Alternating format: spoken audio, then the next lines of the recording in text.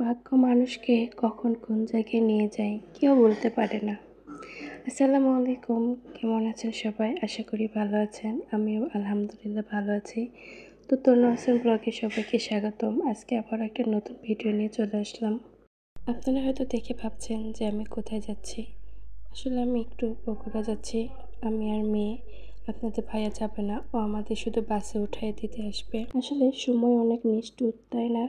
আর এই নিষ্ঠুর সময়ের পিছে ছুটতে ছুটতে মানুষ এক সময় ক্লান্ত হয়ে পড়ে। আমিও ঠিক সেই রকম সময়ের পিছে ছুটতে ছুটতে আমি আজ বড়ই ক্লান্ত।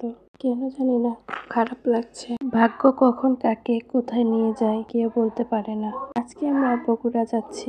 এখানে আপনাদের ভাইয়ের জন্য আমরা অপেক্ষা করছিলাম। তো ওর বাবাকে দেখতে পেয়েছে আর অনেক খুশি হয়েছে। ওর বাবার আসার জন্য দেরি করতেছে, যে বাবা আসলে ও দৌড় দিবে।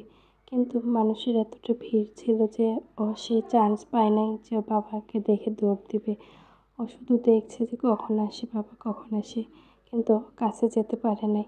যদি ধাক্কা লাগে এই ভয়ে যায় নাই। তো আজকে আমরা শুধু মা মেয়ে যাব। আপনাদের ভাইয়া যেহেতু নতুন চাকরিতে জয়েন করেছে, ও ছুটি পাবে না, তাই আমরা দুজনেই যাব। অবশেষে ওর বাবার দেখা পেল, আর এই মেয়ে তো খুব খুশি।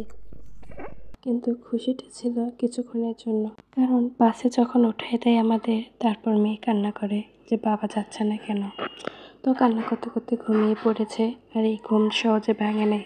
একবারে যমুনা সেতুতে গিয়ে ও ঘুম থেকে উঠেছে। এখান থেকে বগুড়া যাব, বগুড়া থেকে বাড়ি যাব কালকে। আর বাড়ি গিয়ে আমি এখান থেকে ডাক্তার দেখানোর জন্য দিনাজপুর যাব। কেন জানি না, আমি আজকে ভয়েস দিতে পারছি না, কষ্ট লাগছে আর নিজেকে খুব অসহায় লাগতেছে। শুধু কান্না আসতেছে কথাগুলো বলতে। ভাগ্য কেন আমাদের সাথে বারবার এমন করে, কেন? আপনারা হয়তো অনেকেই ভাবছেন যে আমি বাসায় গিয়েছি জাস্ট 15 দিন হয়েছে, এর মধ্যে আবার কি হলো এমন যে আবার চলে আসলাম। এই 15 দিনের মধ্যে জীবনে অনেক কিছু ঘটে গিয়েছে, যা আমি জীবনেও কল্পনা করতে পারিনি যে আমার সাথে এগুলো ঘটবে। আসলে আমি আসছি ডক্টর দেখানোর উদ্দেশ্যে, যে গত 8 মাস থেকে আপনাদের ভাইয়াকে নিয়ে আমি ডাক্তারের কাছে দৌড়াদৌড়ি করেছি, আর এখন নিজেকে নিয়ে দৌড়াদৌড়ি করছি। এই যে আপনাদের পাগনা বুড়ি ঘুম থেকে উঠে গিয়েছে, ও যমুনা সেতুর এখানে এসে ঘুম থেকে উঠছে, আর ঘুমাই না। তো অবশেষে বাস থেকে নেমে রিক্সায় উঠলাম, আর রিক্সায় উঠে তো খুব খুশি। ও একটু পরেই খালামণি বাসায় যাবে, কারণ খালামণি বাসায় ওর নানিমণিও আছে। ওর নানি বাড়িতে যাওয়ার জন্য পাগল। তাই তো আর একটু পরে আমরা রিক্সা থেকে নামবো। আর রিক্সা থেকে নেমেই না আমরা চলে গিয়েছি মেলায়। মানে 1 মিনিটের জন্য আমরা বাসায় দেরি করি নাই। বগুড়াতে বাণিজ্য মেলা হচ্ছিল, তো আপনারা দেখতে পাবেন। তো এই তো আমরা রিক্সায় চড়ে যাচ্ছিলাম মেলার উদ্দেশ্যে। তো খুব খুশি, ও রিক্সার উপরে উঠছে।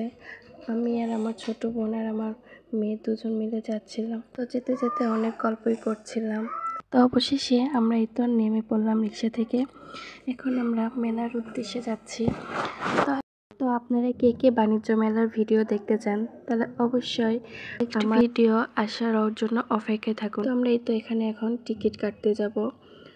আর আমার বাণিজ্য মেলা ভিডিওটি কিন্তু থাকবে নেক্সট ভিডিওতে, ঠিক আছে? আপনারা কিন্তু দেখতে ভুলবেন না। আর মেলাতে গিয়ে আমরা কি কি করলাম, কি কি কিনলাম, আর কতটা এনজয় করেছি, সব কিছু থাকছে।